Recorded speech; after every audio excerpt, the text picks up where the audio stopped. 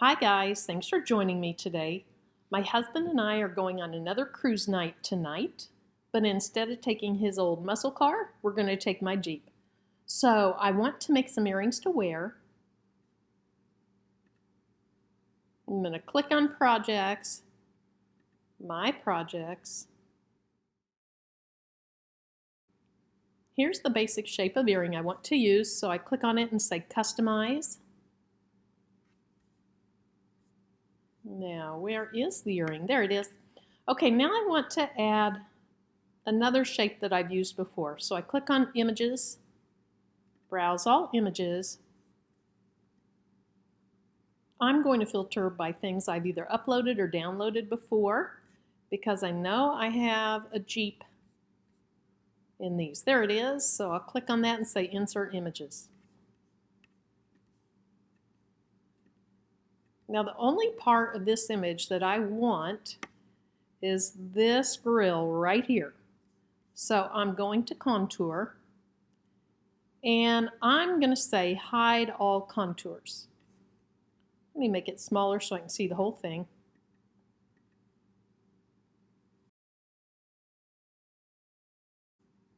Let me go back, show all contours. Okay, hide all contours. Now I'm going to click on what I want to come back. I want the grill to come back. I want this light, all of these, this little light and this light. That's all I want. So now I can back out of this, and there it is. Now one thing that I notice is the circles in this look terrible. So I want to fix that. I'll click on shapes. I'll get a circle. And the first thing I'll do is I'll fix the larger headlights. Okay, that's about the right size. It might be a little bit big, but that's okay. And then I'll duplicate the same size of circle, and it will go over here. So now I'm going to use the slice feature to fix those circles.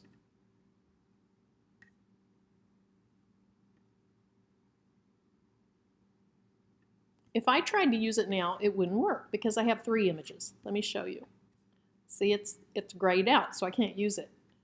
So I can either slice these one at a time or a quicker way, click on both circles, go ahead and weld them together, and then technically it's just one shape. Now if I highlight the whole thing, I only have 2 images or 2 shapes, and the slice will work. And there we go. Those are fixed. Now the little circle's even worse, so I'll do the exact same process.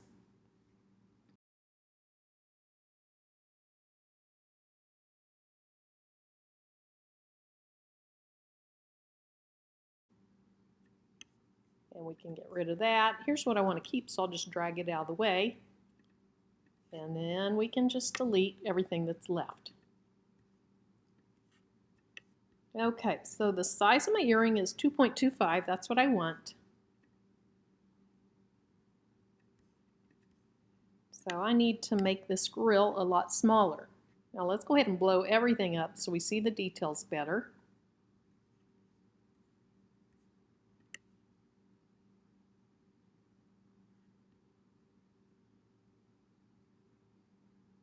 I think I'll make that a little larger. And then I can go ahead and select both items, click Align, and center horizontally. I don't know if it moved it. It might have already been in the middle, but that should be good. Now my earrings are going to be 2 layers, so I want to go ahead and duplicate this earring. This will be my base earring. It's going to be black.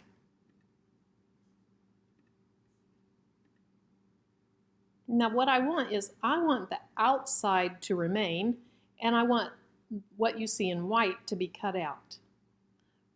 But I don't want this here. So I'm going to have to go back to contour, and I'm just going to click on this background layer. Here it is here. I can just click on it there. Now let's see if that made it the way I want it. Okay, so now, whoops, let's move that back. So now I'll select both the black and the white layer, and I'll click slice again, and this is what I'm left with. That's what I really want. So we'll get rid of this. Now the last thing on this shape is I don't want all of this up here. I'm going to put the word Jeep up here. And so once again, I'll take shapes and I'll use a shape to slice off what I don't want. I can make it a lot smaller. So I'm just going to place it where I want it to cut off the top. That looks pretty good. So select both layers, slice, and this is my final little piece that I was trying to get all along.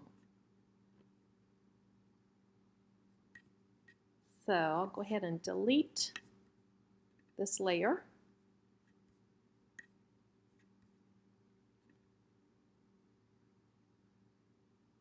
Okay, now it looks like this ended up being a little smaller for some reason. So let me see how that worked. Whoops, okay, darn it. So here's what I'm going to do. I'll select both images and I will say align horizontally, and then I'm going to align them at the bottom. Okay, so now I can tell it's a little big. Let's just go a little bit smaller and do the same process again. Center horizontally, align bottom. There, that looks good. Now the last thing that I want to do is add the word Jeep. And I want it to be very, very plain text. It needs to be something that's very bulky. And actually, this Cricut Sans looks pretty good. Let me see what else I can find. And it needs to be a system font that I own. I don't want to have to pay for one.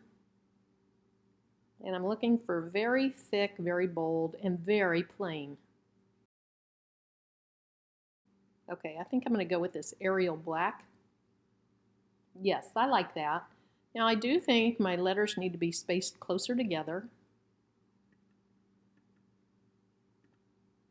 That looks pretty good. And of course it's going to need to be a lot smaller. Now my letters are going to be white, so I'll change that. And then this little piece of HTV down here is actually going to be a blingy silver, so let me go ahead and change that to gray.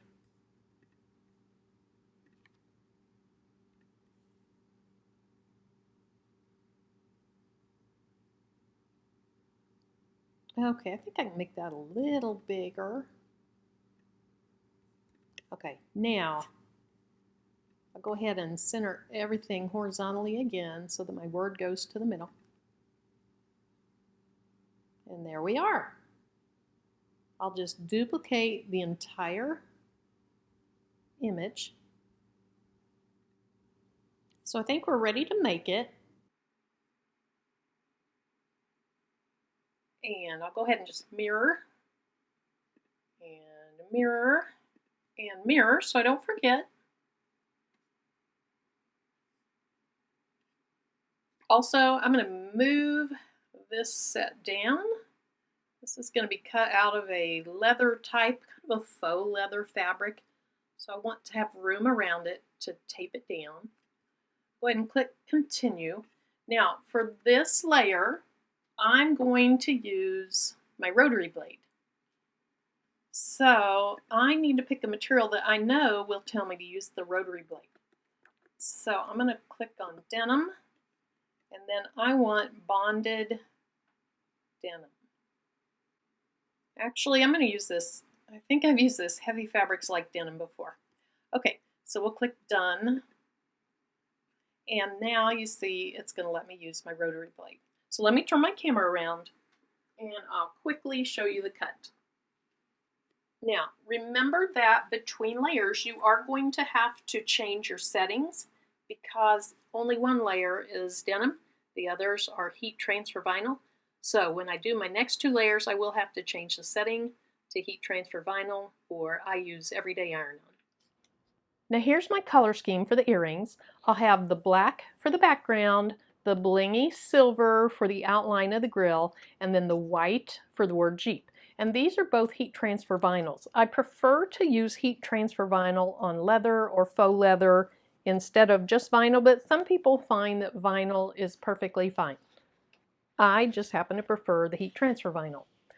The other thing is, this is fabric that I bought at Walmart, and hopefully you can see it has these little holes or perforations in it that kind of mimic some car seats.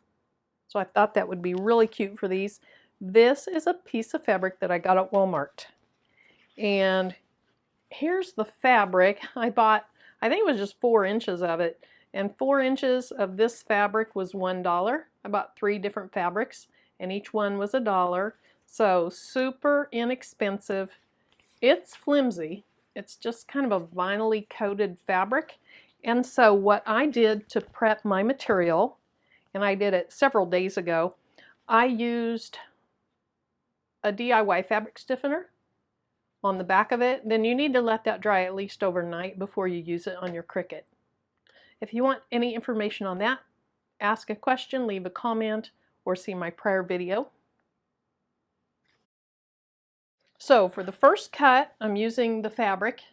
And since it doesn't have messy fibers, I'm just placing it on here. A lot of the times you'll see I use contact paper under it.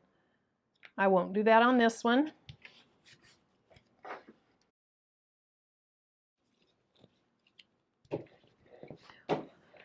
What I will do though, which I always do on leather or leather type materials, is I'll put a little tape on it just to keep it from shifting around. Again, not everybody does this. Not many people actually do this, but I like to do it just for some added insurance. And then notice I do have my rotary blade in the blade housing. So let's go ahead and see the magic happen.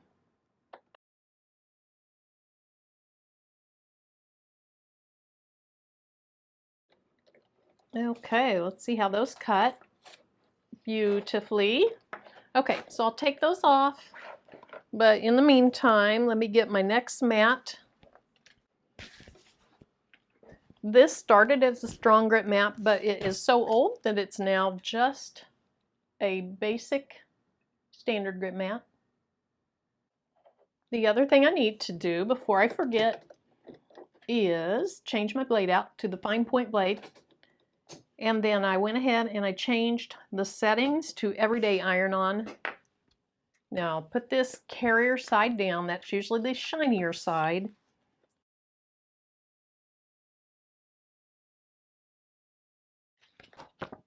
Now the last thing that I need to cut is the outline of the grill.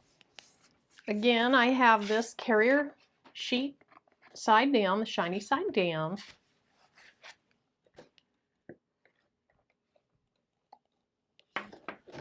I always check my blade just to make sure it's clean. Sometimes things can get hooked up on it.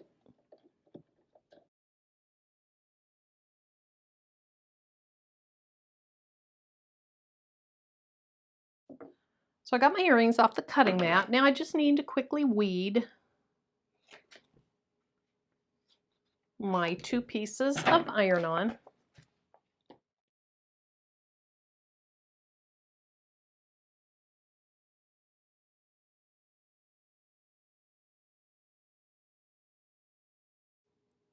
Oopsie. That was not good. Pulled my whole letter off. Now I have my Cricut heating pad, and then I have a piece of Teflon sheet to go over the tops of my earrings just to protect the leather and everything.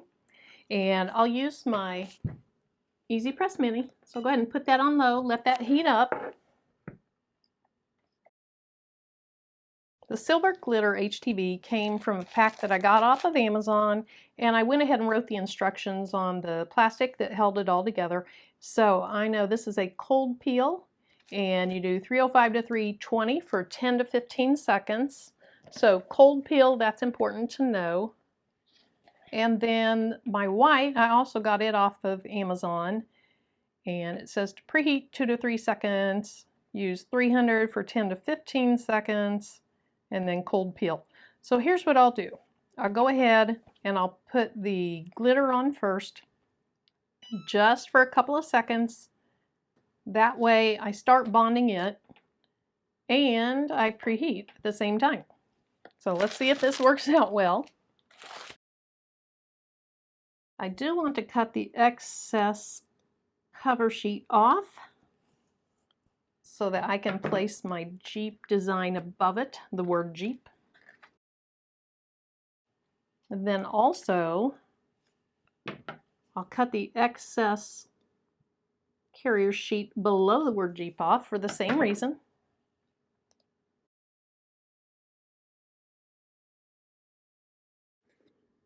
Okay, so let me check this out really well. I can see just a little piece of fiber hanging off there. I think that's where the rotary blade on that part of the cut lifted, and then it sets itself back down, trying to get it just perfect. Same thing over here.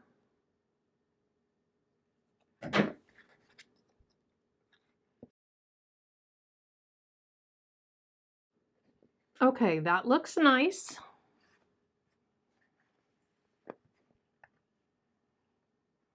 So since the glitter takes longer, I'm going to go ahead and do this just for 2 to 3 seconds. That also kind of preheats for the white.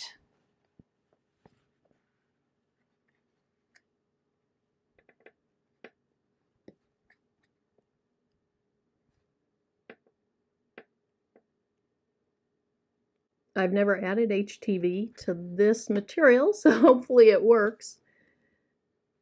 It works well on leather. Of course, this isn't real leather.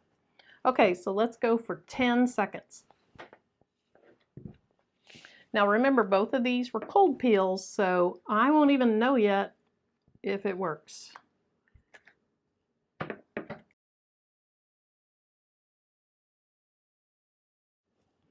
Now I noticed as it's cooling, this one's kind of curling up, but after I get everything off, I can reheat and then set it under something heavy to keep it flat as it cools, and it should straighten that out quite a bit. I'm going to go ahead and take this off. That turned out nicely. So now let's see if the white is staying. Excellent, it did.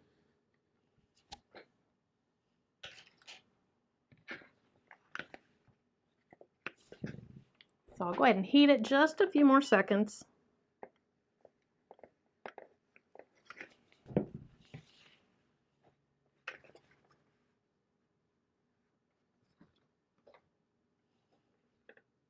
That's cute. So I'm going to find something heavy to put this under.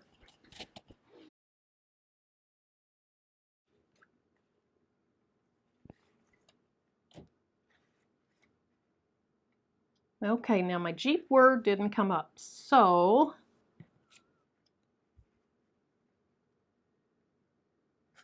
let me heat that for just a little bit longer.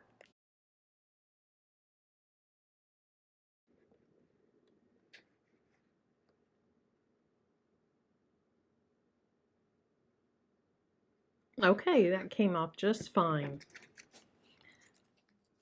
I think these turned out really, really cute. Now, the last thing I need to do is I need to go ahead and put my hardware on. I'm going to use this really dark metal. I thought about using silver, but I didn't want to compete with the bling of the silver there. So I'm just going to use this really darkened metal.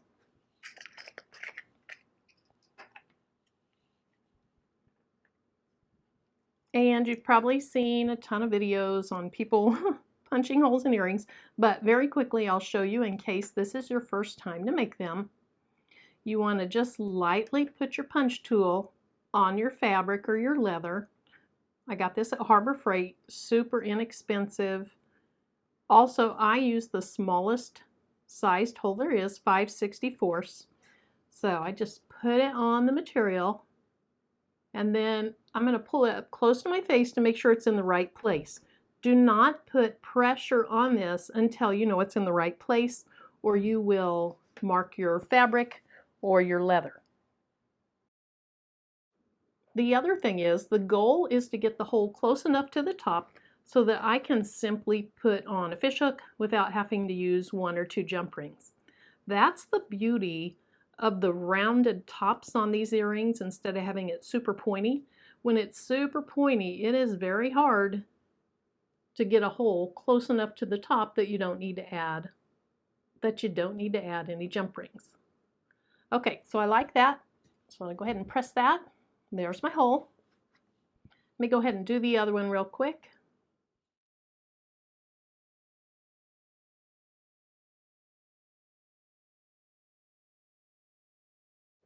So then you need to find where the material ends. And on this one, I think it's this side.